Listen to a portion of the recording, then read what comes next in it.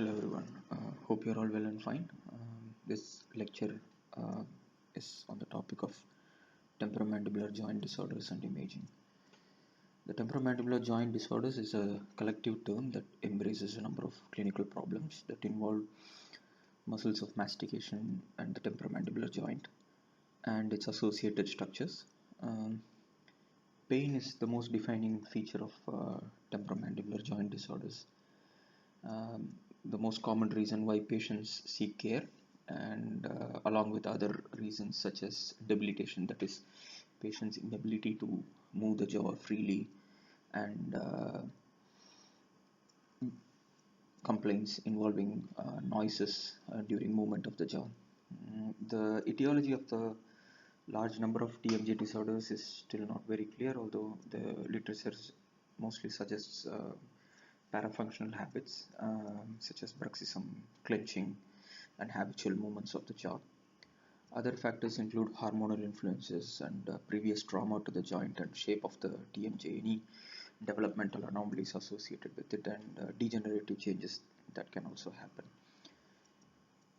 The prevalence of TMJ disorders occurs mostly in around 20 to 40 years of age, and is most commonly seen in female than in males. So to understand temporomandibular joint disorders, first let's just go through the anatomy of temporomandibular joint. Let's just brush up our memory a little bit so that we are more able to clearly understand the temporomandibular joint disorders. The temporomandibular joint is formed by the articulation between the condyle of the mandible and the glenoid fossa. It's a concavity in the temporal bone of the skull. At front of the glenoid fossa lies the articular eminence, and at the back is the external auditory meatus or the bony auditory canal. We all know that it is a gangliomodiarthroidal joint, and diarthroidal joints are discontinuous articulations that permit greater freedom of the movement. We'll understand what is the significance of it while we discuss on the applied anatomy of the temporomandibular joint. And the TMJ synovial joint that is capable of gliding, hinging, sliding, and rotationary movements. Feature of this joint is the articulating disc, or in other words, it's also called a meniscus, which lies between the condylar head and the glenoid fossa. This acts as a shock absorber for the joint and allows smooth movement of the lower jaw. The disc is composed of fibrillo-cartilaginous tissue and is separated into three functional areas: the anterior band area, the intermediate zone, and the posterior band area. The disc is attached anteriorly to the superior head of the lateral pterygoid muscle and merges peripherally with the joint capsule, and then posteriorly it is attached to the capsule with the bilaminar zone. The capsule is a fibrous membrane that surrounds the joint, and it attaches itself to the articular eminence, the articular disc, and the neck of the condyle. The disc itself consists of collagen fibers, cartilage like proteoglycans, and elastic fibers. The disc is the thinnest stretch centers and thickens to form the anterior and posterior bands, helps to stabilize the condyle in the glenoid fossa. The disc is vascular. Coming back to the fibrous capsule, which is thickened laterally to form the lateral ligament, which reinforces the lateral part of the capsule. The joint is also supported by the stylomandibular and sphenomandibular ligaments.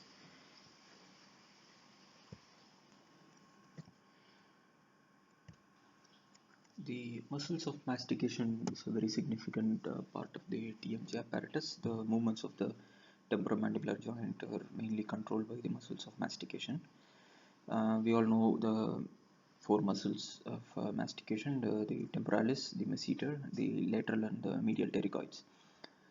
And opening of the mouth, that is depression, requires two distinct movements. First is the rotation of the condylar head anteriorly with the fossa, and second is with a translational slide, where the condyle and the articular disc move anteriorly down and articular eminence of the temporal bone.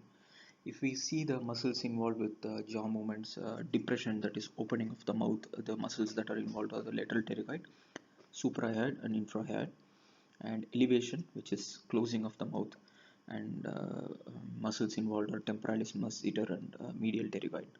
Uh, we have to uh, keep in mind that in terms of temporomandibular joint, depression translates to opening of the mouth, that is the condyle moving downwards, depression, and elevation translates to closure of the mouth, which is the mandible moving upward, and protrusion, which is the sticking of the chin forwards. The muscles involved are masseter, lateral pterygoid, and medial pterygoid, and retrusion, which is moving the chin backwards. It's a very limited movement. It cannot move totally back, but there is this restriction where it has to take back into the articular fossa, and this is enabled by the temporalis and masseter. And the lateral movements, which is side to side, like grinding, especially when we do this when we are chewing the food with our molars. The muscles involved are the temporalis, pterygoid muscles, and the masseter. The cradiomandibular articulation is complex because it involves two separate synovial joints which must function in unison. That is, your both left and right temporomandibular joint must complement each other while you're trying to function your jaw. Hence, there is no unilateral movement of the jaw. And a fibrous capsule defines the anatomical and functional boundaries. The fibrous capsule, which I was mentioning before, and medially and laterally the capsule is firm to stabilize the mandible during movement, and the medial capsule is not as strong as the lateral capsule, which is reinforced by the temporomandibular ligaments. Anteriorly and posteriorly the capsule is loose to allow mandibular movement. The TMJ is supported by two accessory ligaments to protect the joint during wide excursions, and the stylomandibular and the sphenomandibular ligament, which we spoke about. The stylomandibular ligament that runs from the tip of the styloid process to the angular and posterior border of the mandible, and the sphenomandibular ligaments that runs from the greater wing of sphenoid bone to the lingula of the mandibular ramus. The sphenomandibular ligament attaches separately itself to the median capsule. The capsule encloses the condyle and merges into the periosteum of the condylar neck, and laterally the capsule extends below the condylar neck, and it is shorter medially where it bends into the periosteum of the condylar neck and below the median bone of the condyle. On the temporal component of the temporomandibular joint, the anterior articular capsule is completely surrounding the articular surfaces of the concave mandibular fossa and convex articular eminence. So it kind of encapsulates the entire temporomandibular joint, forming the border. And the capsule anteriorly attaches an average of 4 millimeter to the apex of the articular eminence. And condyle excursion beyond that anterior superior insertion of the capsule is classified as hypermobility of the joint. That is extreme wide opening of the mouth, which is sometimes rarely seen in individuals, and laterally the capsule adheres to the edge of the fossa and eminence, and posteriorly it inserts along the anterior lip of the uh, tympanic fissure, and including the posterior glenoid tubercle in the joint. The capsule consists of two layers, an outer fibrous layer and an inner layer of synovial tissue, and the capsule within which it consists of a synovial fluid. The synovial fluid consists of an hyaluronic acid protein complex with a few glycans, and has been described as blood plasma dialysate. And there is only enough synovial fluid to outline the joint surfaces, and it cannot be aspirated from a healthy joint. Larger amounts of fluid indicate generally indicates joint pathology. Coming back to the articular disc, the joint has an intercapsular disc which divides the synovial cavity into upper and lower compartment. That is, if we are trying to understand the anatomy in different perspectives, how a capsule or a joint divides the uh, temporomandibular apparatus to superior and lower part. Whereas if we take it in the perspective of the TMJ movement, then it is anterior, intermediate, and posterior zones. So as for the articulating surfaces, the disc consists of dense collagenous tissue, which we already discussed, and in the central there is a thin part of fibers that are predominantly oriented towards anteroposterior direction. In child and adolescents, that is younger adults, the disc is composed of dense collagenous fibers, whereas in elderly people it is fibrous cartilage with predominant fibers. And in a newborn, the entire TMJ disc is of equal thickness, but the TMJ begins to function and disc adapts to the configuration and articulating surfaces. And during both rest, the part that is considerably thinner than that of the periphery. In sagittal plane, the disc is biconcave in the shape with thicker posterior portion and thinner central and thicker anterior portion. The posterior and anterior thickness parts are called the posterior and anterior bands. The thickness portion, posterior, central, and anterior have an average proportion of 3:1:2. That is the average thickness average. That is being the posterior being the most thick, the central portion being thin, and the anterior portion being intermediate. And the undersurface of the disc and the top of the condyle fit perfectly together during all the joints. So when the mandible is at rest, and intra-articular disc is located between the anterior superior aspect of the condyle and the posterior aspect of the articular eminence, with the posterior band approximately at 12 o'clock position. During the initial phase of jaw opening, that is when there is depression of the jaw, there is usually a simultaneous rotation and translation of the lower joint space. We discussed this a little bit while we discussed the muscles of mastication. And during jaw movement, the condyle rotates smoothly, and the central undersurface of the disc and within its concavity. And condyle movement is a very important indicator of the condition of the joint function and has been studied extensively. Um, the disc and the condyle normally move as an integrated complex, and therefore a clinically valid evaluation of joint function must include a disc condyle relationship. During mandibular movement, as a result of technical difficulty, it cannot be demonstrated radiographically, but it can be studied with magnetic resonance imaging. So in a normal disc position, the following movement patterns have been identified in the temporomandibular joint in normal people, that is people who are asymptomatic. There is a simultaneous translation and rotation of the condyle and translation within the articulating fossa, followed by an apparent rotation.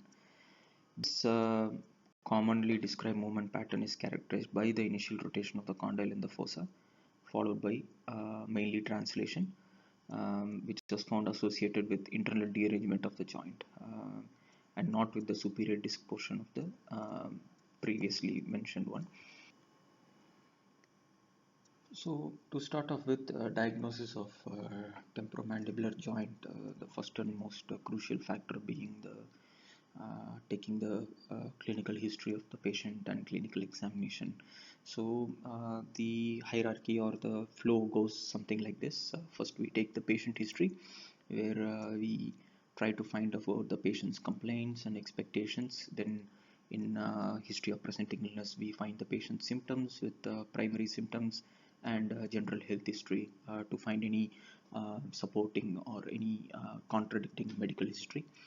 And then we try to find or search for structural lesions, which involves the bone structure, the tooth, the periodontium, and the soft tissues. And then go on to examine also the joint surfaces, articular disc, joint capsule, and muscles of mastication.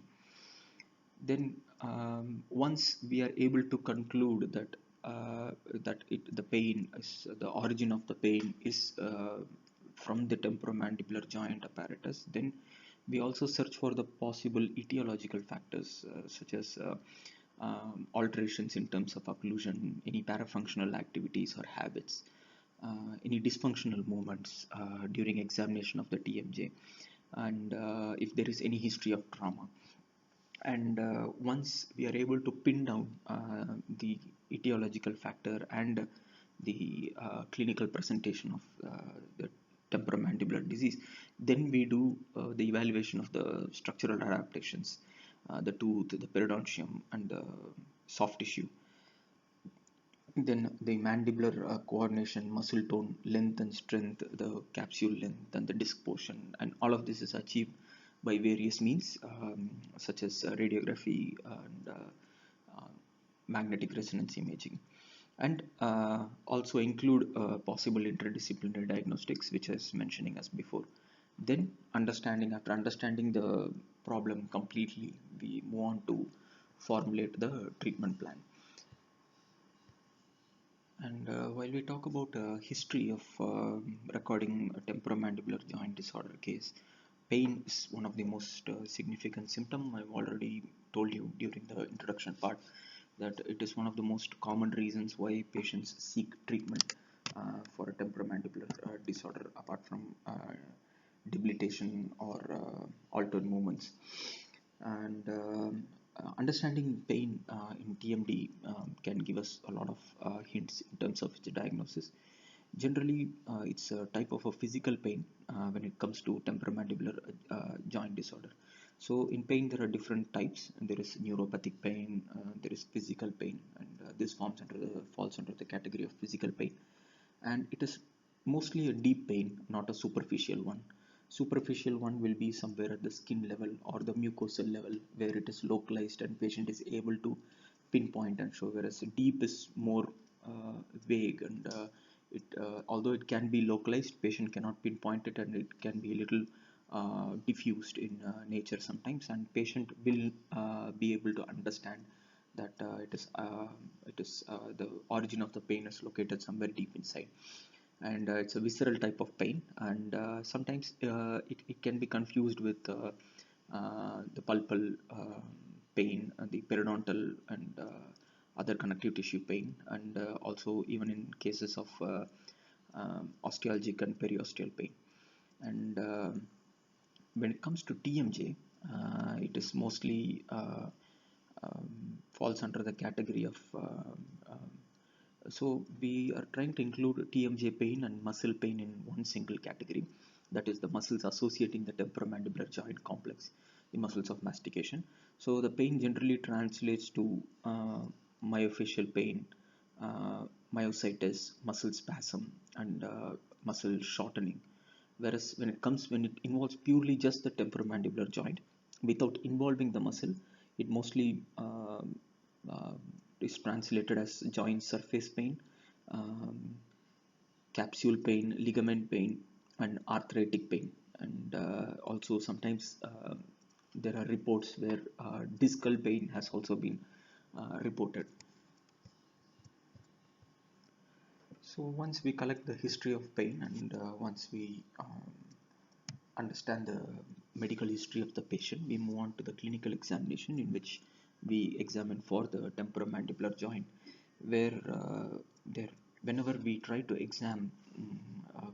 to perform an examination in a particular structure, there are two components of it. One is the inspection, and another one is the palpation.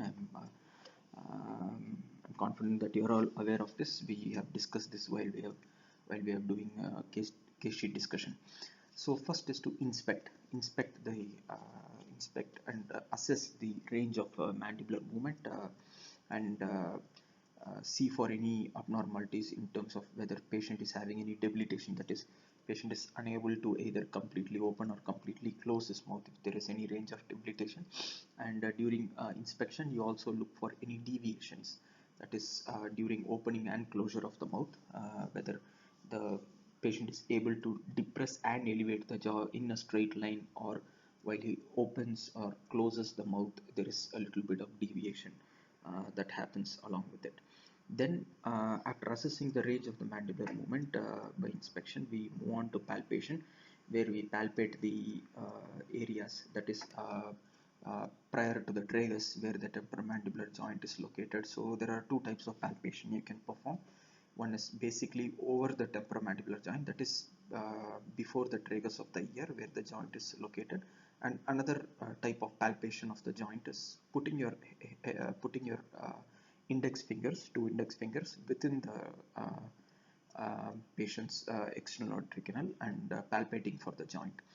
And if there is to assess any symptoms if it is present during palpation, and you can also perform certain provocation tests, such as uh, providing some restrictions while patient is opening and closing the jaw, and how much of resistance patient has, and if there is any associated symptoms that come along with patient movement while an opposing resistance is put upon. And other intraoral examinations such as cheek biting, occlusal wear, fractured teeth and restorations. This is a very significant as the change in occlusion is considered one of the most important factors in rise of temporomandibular disorders, and this can happen due to processes, tooth preservation surgeries, orthodontics, and periodontal surgeries. And the common factors that are usually involved are changes in tooth position, that is malocclusion, abrasion, periodontal lesions, dyskinesis, and changes in muscle tones, and disturbance of coordination, and other conditions that might lead to the pain or symptoms can be lesions in the joint surfaces, capsulitis, capsule constrictions and muscle shortening, myofascial pain, and changes in the body posture. And apart from this, there is also dental diseases and trauma, and other idiopathic fractures. And there are certain contributing factors that can lead to temporomandibular joint disorders, which are the systemic diseases, psychosomatic disorders, that is combination of psychological and oral conditions, and other psychosocial factors which can give rise to temporomandibular disease also. All of this is taken into consideration while you are doing a history and examination of the patient. So to start off with, just like I told before, there is palpation of the TMJ, where there is lateral and posterior palpation. Look for any tenderness, irregularities, and synchrony of action between the both sides. And auscultation, in case the clicking or the popping or the crepital sound that is very classic of temporomandibular disorders is not actually being identified by you normally in your normal hearing, then you can also perform an auscultation, that is using a stethoscope directly over the joint, and hear for sounds such as clicking, popping, or crepital. So these are pictures just to show examples, and the position of the head of the stethoscope is shown in the picture below. So the normal mouth opening is more than or equal to 40 millimeter, that is 4 centimeter. And we have the finger technique, where we say the normal mouth opening of an adult generally goes over 3.5 or 4 fingers when you put them parallel from between the two incisal tips, and the normal and lateral protrusive movements are more than or equal to 7 millimeter. The temporomandibular disorder guidelines recommend 1 pound of pressure for the joint and 2 pound of pressure for the muscles, and palpation of the joint muscles should be done with muscles in interesting. Diagnostic imaging plays an important role in terms of identifying temporomandibular joint disorders. Like I told you before, the we have to consider the interdisciplinary contributions for our diagnosis, for our final diagnosis of a temporomandibular disease or a disorder. For that, keeping in mind that magnetic resonance imaging, which enables us to visualize the disc with its attachment very clearly, and the CT and CBCT, which gives us a very detailed interpretation of the joint structures. Um, the highest form of the imaging studies is the most sought out kind of imaging studies. We have to also keep in mind that it is not essential that we need to perform a CT, CBCT, or an MRI for all the patients involving a temporomandibular joint problem. Because of various reasons. One is putting patient through unnecessary radiation. Second is patient the availability of the armamentarium. Third is involving the cost and effort of the patient also. We have to keep them in mind. The first and foremost go-to study will be the plain film radiography, such as the TMJ views, and TMJ, there is something called as a temporomandibular joint, TMJ tomo, TMJ tomography, and there is panoramic radiography. These are the sought out plain film radiographs that are used to study the structural changes. And TMJ tomo can also be used in, it's taken in two positions, the mouth open and mouth closed position, to understand the functional relativity between the condyle and the foci and the eminence, which can be very useful in studying the internal derangement.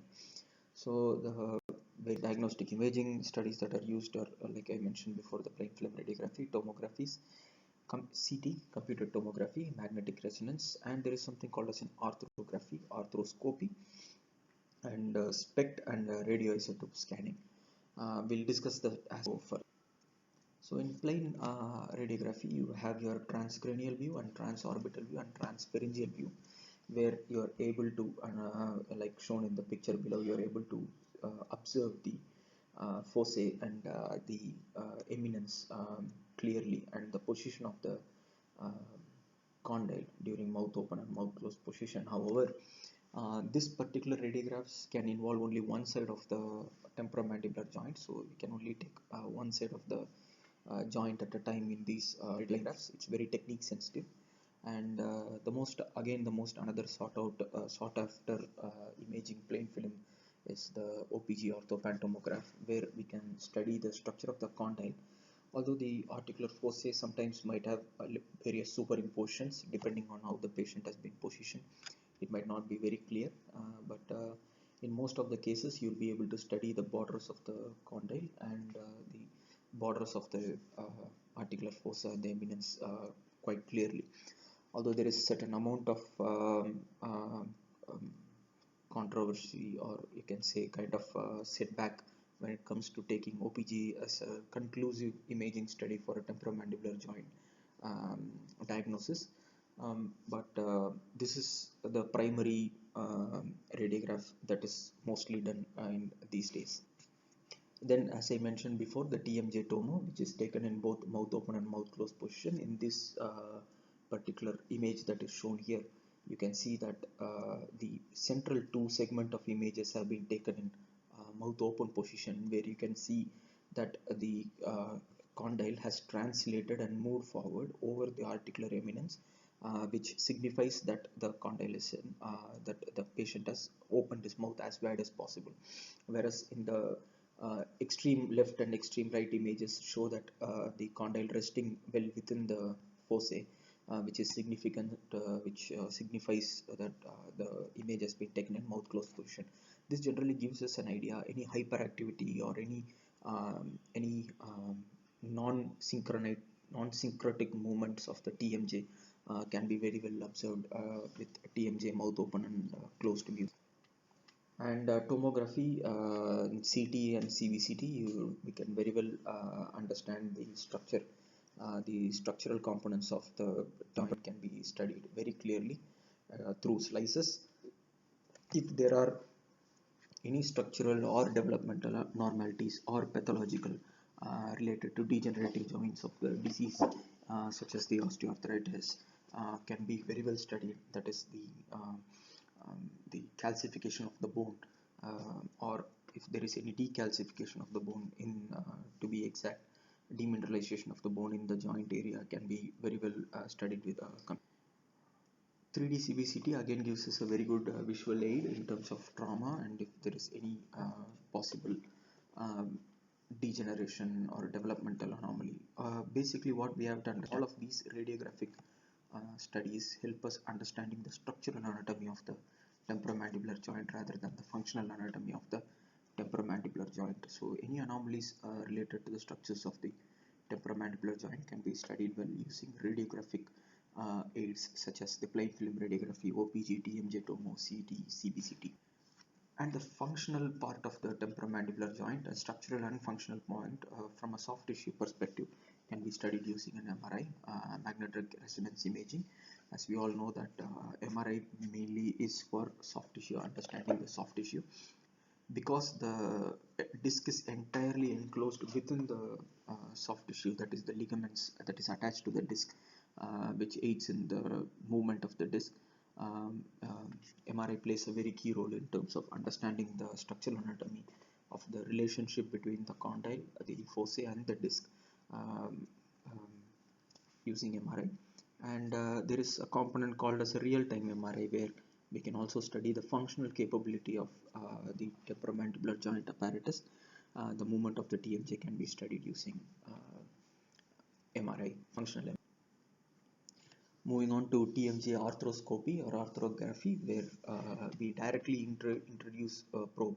This is a very common phenomenon, or this is a very popular phenomenon, which is being used in other joints of the body, such as the knee or the hip joints, where you will very commonly come across elderly patients getting arthroscopy. Very commonly in their knee joints, where when they have a degenerative disease such as arthritis, where they have difficulty in terms of movement of their leg, they get probed into that particular joint using a probing apparatus, which is called an arthroscope.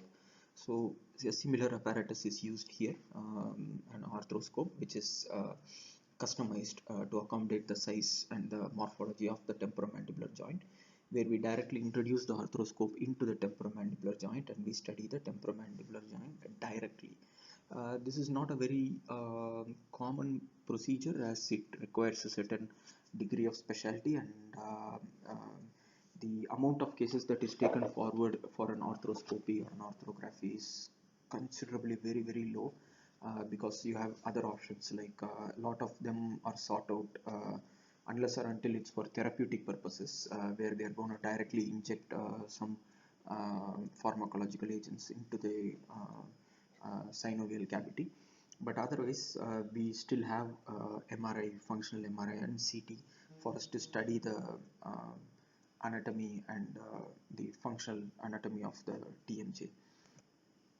Again, arthrography involves an injection of a dye and imaging of the temporomandibular joint. This is to understand, like I told you before, like when we study the anatomy from the perspective of the articulating disc, it is separated into the TMJ apparatus can be separated into the upper and lower parts, and this component of it, where the synovial fluid forms the facilitates or lubricates the joint into movement, will be replaced or will be combined with the dye, which shows us any form of pathology or any form of degenerative disease, with dye imaged later. This is just an example as to show how disc functions in normal and in displaced conditions after an arthrogram, that is a dye and taken. So moving on to TMJ disorders, like I told earlier before, it is a non-specific diagnosis that represents a group of painful or dysfunctional conditions involving muscles of mastication in the temporomandibular joint apparatus. The etiology is basically multifactorial, although it is arranged in three different components. One is being malocclusion, and second is being history of trauma or developmental disorders, and pathological disorders, degenerative diseases, and the third part being internal derangement of the temporomandibular joint. The etiology is considered to be macro trauma, arthritis, abnormal mechanical loading, and stress-induced muscle tension. So we already discussed a little bit about pain, of what is pain, what is the significance of pain in temporomandibular disorders, and how it manifests as. So like we told already, it is mostly manifested as deep pain. It can also be classified as ligamentous, retrodiscal, capsular, and arthritic pain when it directly involves the TMJ, and when it goes along with the muscles of mastication, it can be myalgia, myofascial pain dysfunction syndrome, and so the American Association of Orofacial Pain has given a diagnostic classification for the temporomandibular disorders, where in cranial bones it's congenital and developmental disorders, where there is due to aplasia, hypoplasia, and dysplasia, and acquired disorders such as neoplasia and fracture. And TMJ disorders can be deviation, displacement, dislocation, inflammatory conditions, arthritis, ankylosis, and neoplasia, and masticatory muscle disorders such as myofascial pain, myositis, myospasm, protective splinting. Bell has given a classification, various classified TMJ disorders according to developmental and other components. Developmental being condylar hyperplasia and hypoplasia, coronoid hyperplasia, and bifid condyle. And abnormalities being disc displacement, disc dislocation, perforation, and inflammatory disorders such as synovitis, capsulitis, retrodiscitis, and inflammatory arthritis, and chronic mandibular hypermobility such as pseudoankylosis, contrankylosis. Growth disorders again involves developmental and growth are two different phenomena. So we must understand that growth disorders involving aberration of development and acquired changes in structures. Neoplasia involving the temporomandibular joint apparatus, benign and malignant. Trauma due to excessive hemorrhage, fracture of the condyle, coronoid, or both, and ankylosis, which can be either true or false, that is depending whether it's fibrous in nature. Moving on to internal derangement or disc displacement. Internal derangements of the temporomandibular joint are the conditions in which the articular disc has become displaced from its original position on the condylar head, and relevant anatomic structures and their functional relationships are also contradictory. The displacement of the disc can result in numerous presentations, with common being the disc displacement with reduction, that is with or without intermittent locking, and the disc displacement without reduction, with or without limited opening. And we'll see them as we go on further. And diagnostic criteria for this are less common in with the posterior disc displacement, and we'll follow up as we move on further into studying the internal derangement. So it is manifested mostly with clicking or intermittent locking, and due to combination of articular structure remodeling, disc disformation or displacement of condyle disc, there is restriction in translation of the condyle. It is not usually accompanied by any obvious radiograph or osseous changes. And because like I said previously, the term internal derangement refers to the condition where the articular disc is displaced from its original position on the mandibular condyle. There are several specific conditions and differentiated by the position of the articulating disc during mandibular movement and non-movement. For example, in 2000, moving on to posterior disc displacement, because of this condition occurs rarely. It is not very clearly mentioned, and it is described in three different presentations. A thin disc spans from the superior portion of the condylar head, and a larger posterior condylar head, and entire disc posterior condylar head.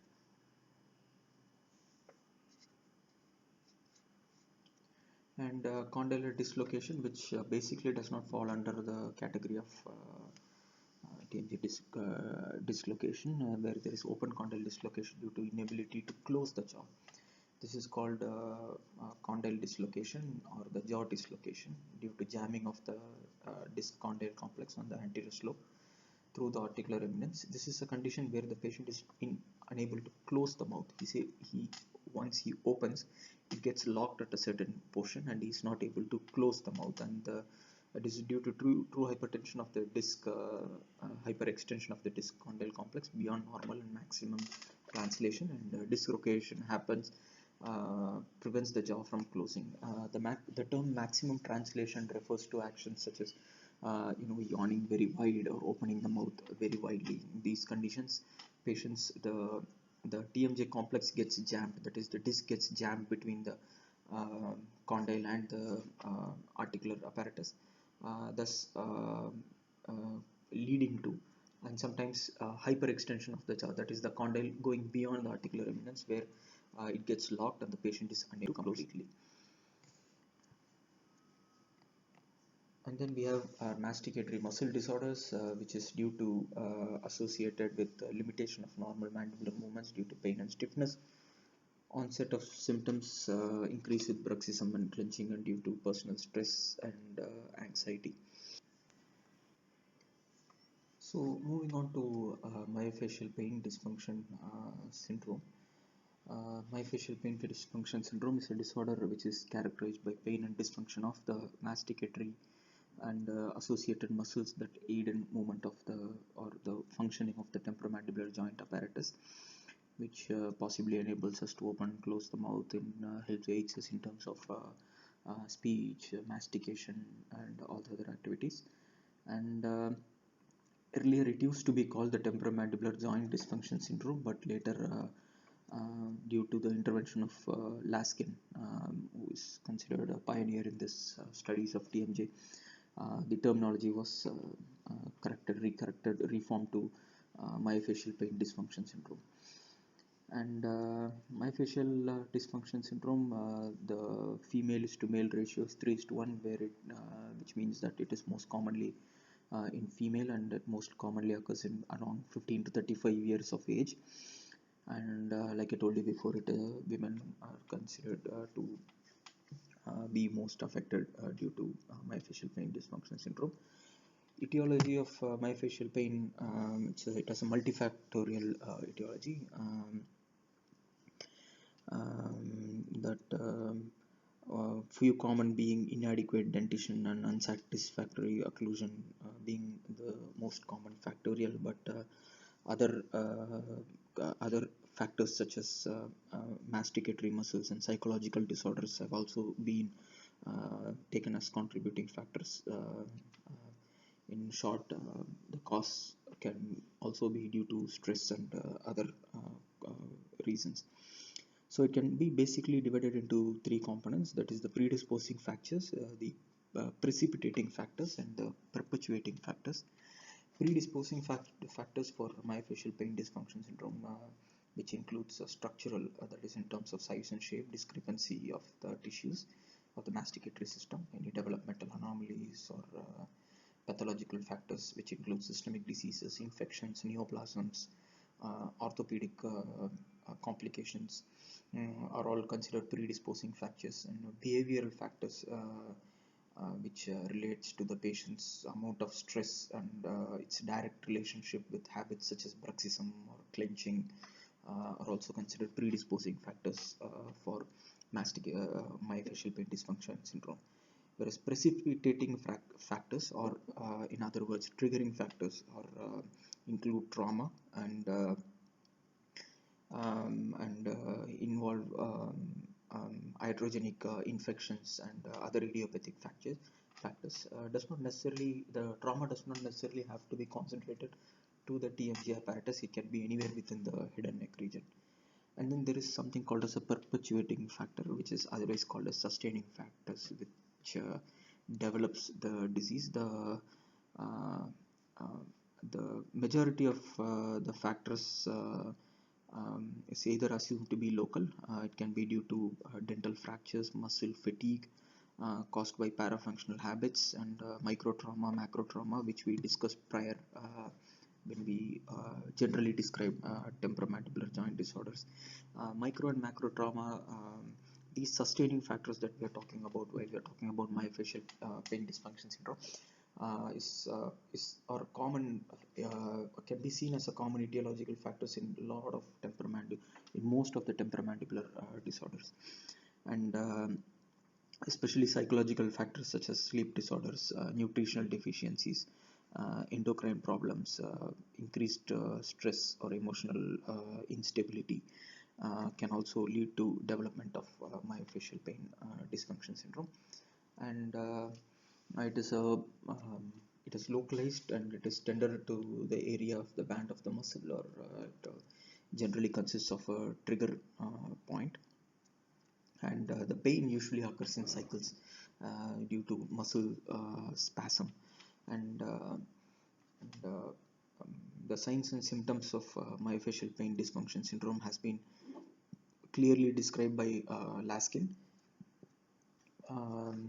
where he say where there are three positives where they expect to have at least three positives and two negatives, where there is a unilateral dull pain in the ear and precordicular region that worsens on awakening. There is tenderness to one or more muscles of mastication. There is limitation or deviation to the mandible on opening. No radiological findings associated with it. And talking about trigger zones and referred pains, it is like I told you before, myofascial pain dysfunction syndrome is characterized by the development of trigger zones. Trigger zone is a localized area of spastic muscular fibers. It is hypersensitivity. It is a very hypersensitive area from which impulses bombard the central nervous system and give rise to referred pain. A trigger zone in the muscle or the junction of the muscle or the fascia, which little on the surface of the muscle, develops due to a number of causes, and the trigger zone is locally tender when active and refers pain through specific pattern to distant areas. And clinical features of the factors which can cause trigger zones are sudden trauma to musculoskeletal tissues, excessive exercise, chilling of areas of the body, injury to intravertebral discs, systemic conditions such as heart attack and appendicitis, lack of activity, um, and muscle strain due to overactivity, generalized fatigue, nutritional deficiencies, hormonal changes, obesity, depression, anxiety, poor posture, repetitive motion, hypoglycemia, menopause, and nervous tension or stress. These are the factors that contribute to trigger zone. And clinical features of myofascial pain dysfunction syndrome are, to start on with the hierarchy. First, we have to go to pain. It can be either localized to the joint or referred to the head or neck or shoulders. It is usually unilateral and described as a dull ache in the ear and preauricular area. It can radiate until the angle of the mandible, the temporal area, and the lateral cervical area. Usually persistent in nature, and often the pain is worse in the morning and in nocturnal bruxism and late afternoon parafunctional clenching or bruxism habits are correlated with work stress. Another symptom is tenderness, where during over the TMJ area or over the muscle areas, while during palpation there is tenderness present, and there is clicking and popping noises in the TMJ which can or cannot be seen. They are very common, although it is not necessary that it needs to always be present. It's usually bilateral, but it can occur at any point of jaw movement, and there may be multiple clicks also involved. It may be audible, palpable, and directly over simple palpation, or sometimes while you are trying to hear it during auscultation.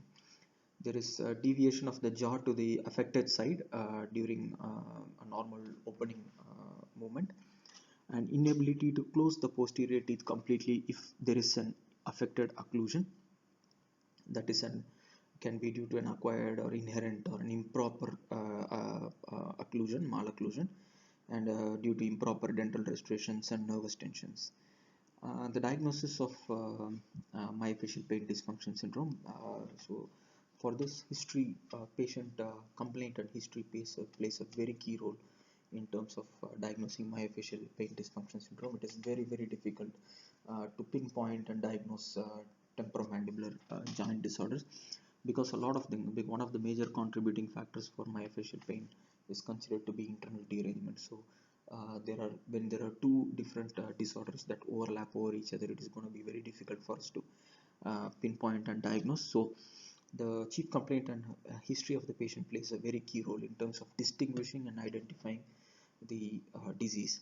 Chief complaint related to the pain, the date of onset, location, whether it presents unilaterally or bilaterally, the frequency, duration, quality of the pain, the trigger zones involved, and the factors that can relieve the patient of pain. And in terms of there is no pain, the quality of life of the patient are all involved. Medical history, you ruling out etiological factors such as neurologic, arthritis, systemic disease, hormonal imbalance, drug side effects, ear, nose, ENT problems to the patient, any pre-existing ENT problems to the patient. cervical spine pathology, any history of trauma are all ruled out during the medical history. Dental history evaluation of the patient's past dental treatments, and if there is any previous TMJ treatments also. Pain in a specific teeth, any localized examination relative to the area of the patient's complaint of pain. Personal history and psychological evaluation, where the patient's working habits, family, whether is living in a very good psychological condition, where there is any emotional or stress component involved, and also patients' eating and sleeping habits are also taken into consideration when assessment of temporomandibular disorders. In this case, myofascial pain dysfunction syndrome is done. Radiographic examination, which is contributory, can also be done with extraoral radiology, such as TMJ views and TMJ tomo to study any internal derangement. But when it comes to diagnosis of myofascial pain dysfunction syndrome according to Laskin's criteria, you should not have any radiological findings when it comes to diagnosis of myofascial pain dysfunction syndrome. In clinical examination, you find for facial asymmetry, and if there is any processes or restorations, missing tooth, extruded teeth, if there is any differentiation in terms of swallowing habits, and intraoral functional and occlusal analysis, and interferences in terms of patients' jaw movement are all assessed, inspected and palpated for. And finally, moving on to muscle examination, it is important that healthy muscle does not elicit any sensation or tenderness or pain when it is palpated. That is, you can just perform it on your own, perform it on by yourself on you. That is, when you try to palpate for a muscle, let it be your biceps or let it be your triceps, anything for that matter. You do not generally feel pain while you are palpating for those muscles, and even let alone the muscles of mastication. But when the muscle undergoes a certain degree of inflammation or injury or an insult, then it responds with tenderness. So when you're trying to palpate these muscles, be it the temporalis, be it the masseter, the sternocleidomastoid, the pterygoid muscles, the inferior part of the lateral pterygoid muscles and the superior part of the lateral pterygoid muscle, the medial pterygoid muscle, the anterior digastric muscles, you should be able to identify the factors, that is the pain, that is tenderness on palpation of all these areas of the muscles.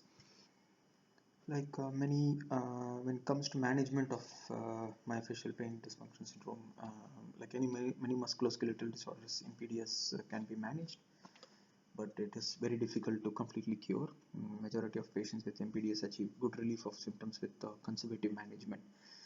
We generally the surgical or very extensive management is not a go-to choice for management of myofascial pain dysfunction syndrome. It is mostly conservatively managed. The conservative management falls under the category of non-surgical management, where we do an initial therapy.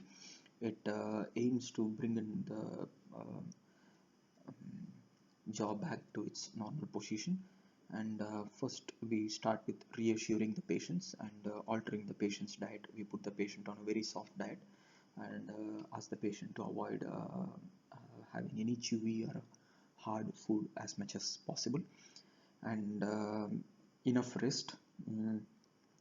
Then the patient, one type of treatment which the patient can perform himself is thermotherapy or physical therapy, where we use heat and cold.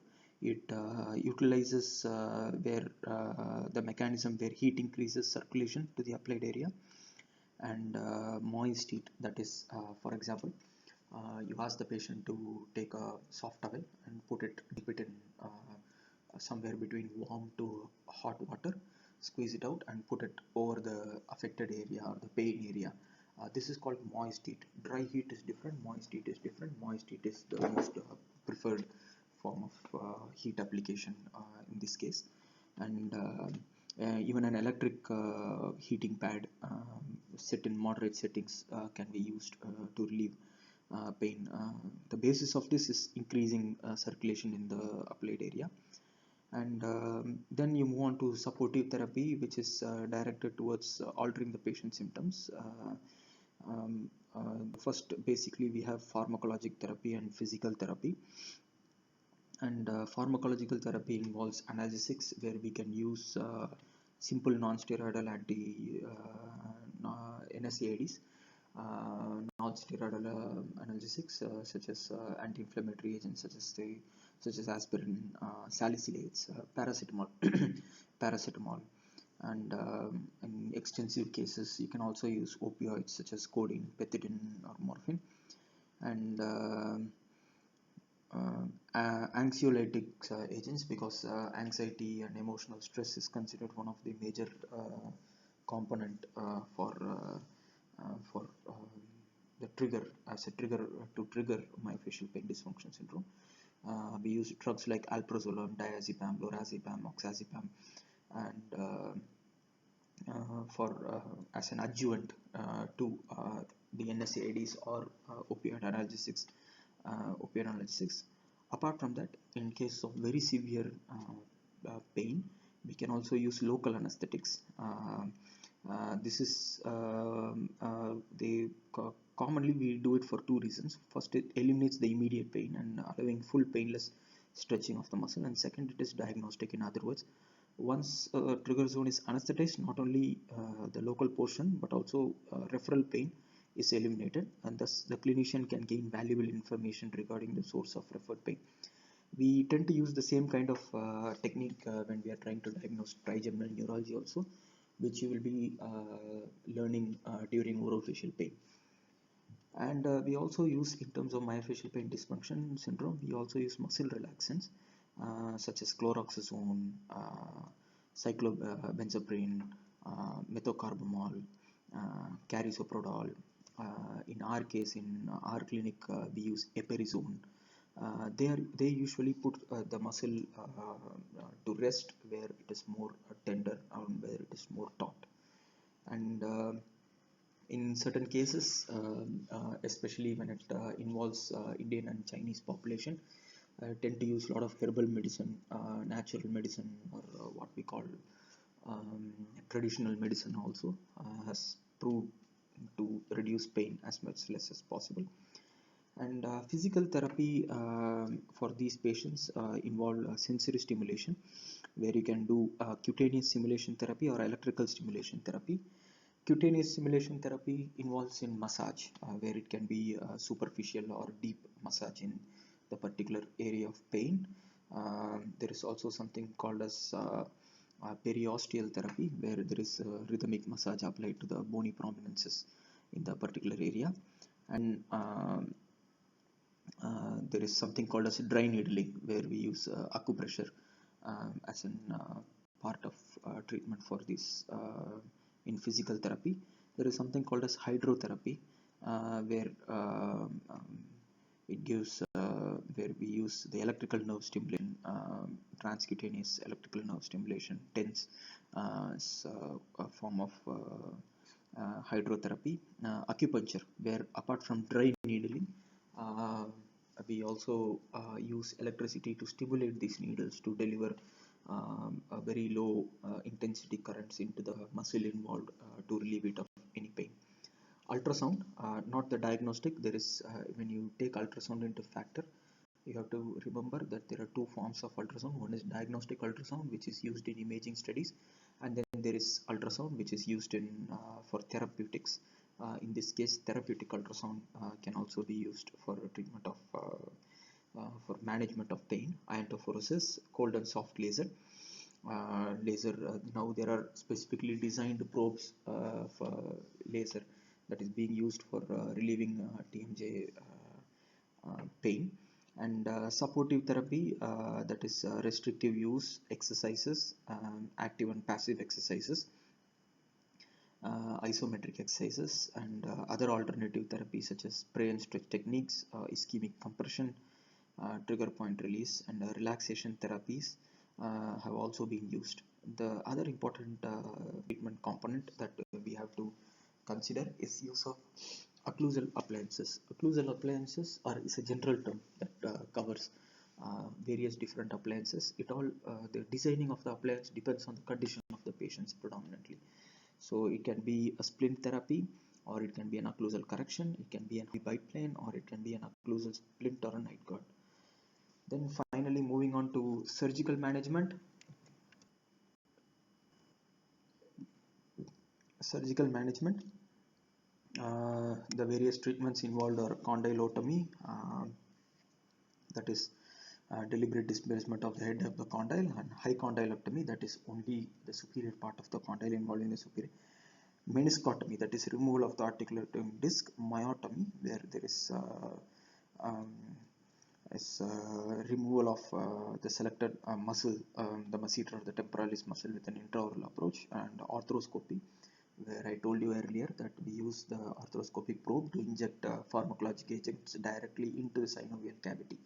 Most prevalently used are a combination of steroids and local anesthetic agents, and also botulinum toxin, or in short term called Botox, is also used.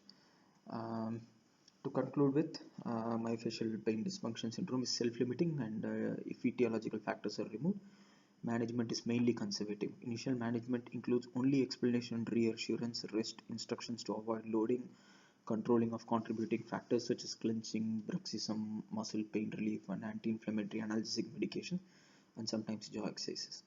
Additional management includes splint therapy, physical therapy, and injections, and surgical management should only be considered after reasonable after you have exhausted all your non-surgical modalities.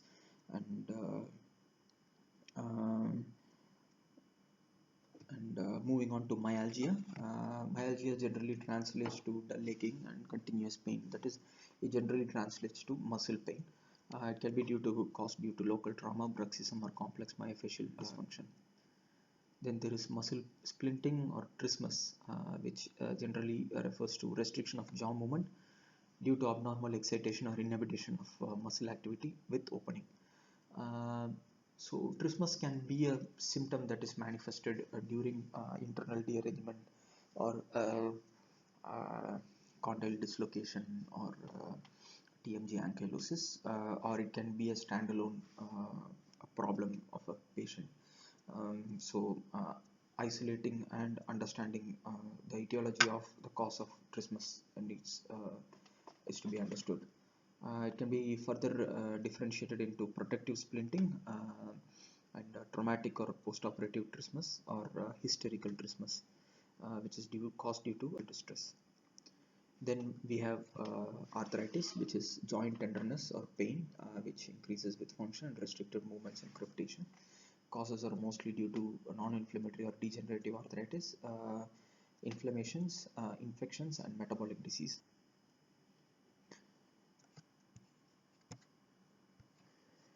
When it comes to degenerative joint diseases such as osteoarthritis, it is important that osteoarthritis of temporomandibular joint is unilateral, and a degenerative disease of the jaw joint, it is characterized by breakdown of the articular cartilage, architectural changes in the bone, and degeneration of the synovial tissues, causing pain or dysfunction, and debilitates the functional movement of the jaw.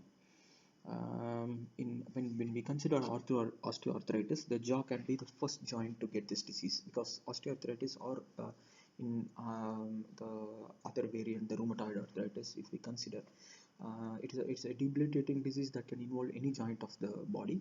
And when it comes to temporomandibular joint, in terms of osteoarthritis, it can be the first to get involved, and in terms of rheumatoid arthritis, it can be the last to be involved. And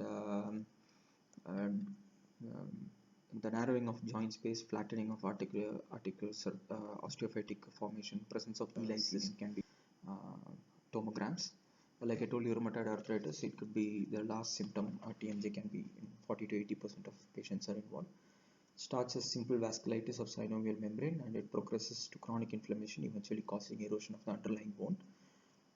Anterior open bite, micronetia are commonly seen in juvenile rheumatoid arthritis, and morning stiffness, joint sounds, tenderness, and swelling over the joint are all very classic signs of rheumatoid arthritis related to temporomandibular joint.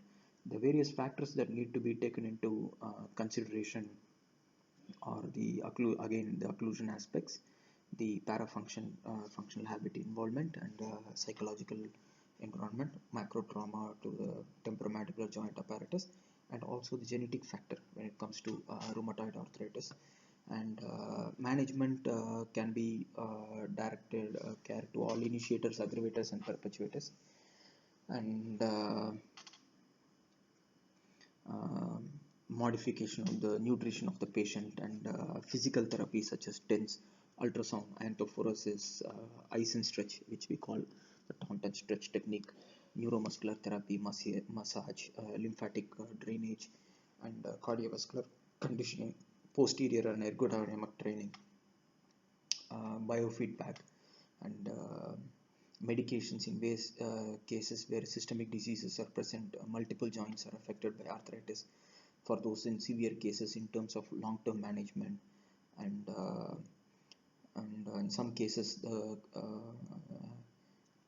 chiropractic and trigger point therapy and can be used in terms of treatment of osteo and rheumatoid arthritis.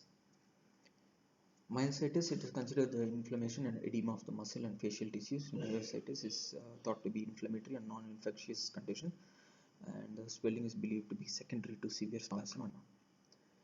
Moving on to trauma and temporomandibular disorders, trauma plays another major role in which there is condylar fracture is the primary one, which accounts to 15 to 30% of all mandibular fractures based on the level of fracture of head of the condyle, neck, and also the subcondylar region. They called as a condylar split, where the condyle is split into two, which is to which the mouth open position in reverse Townes views go to diagnose in plain film radiography. Moving on to ankylosis, it is trauma to the chin in most common cases, or it can be due to infection also. Children are more prone to ankylosis because of greater osteogenic potential and incompletely formed disc, frequently associated with prolonged immobilization following condylar fracture. The clinical features of ankylosis are limited mandibular movement and deviation to the affected side in opening facial AC. It's a picture depicting TMJ ankylosis, and they are mostly treated with surgery in terms of the etiological factors being the above mentioned, with surgery and physical therapy. So these are the comprehensive. This is a comprehensive presentation on the temporomandibular joint disorders. We will be further discussing them in the clinics when we come across, and positively we do get quite a good number of temporomandibular TMD. Most of the cases it might present as asymptomatic, but patients do come to us only when it becomes symptomatic, and we do get a considerable number of cases. So we'll be discussing these cases with live patients as much as possible. Hope you're all well and safe. Take care.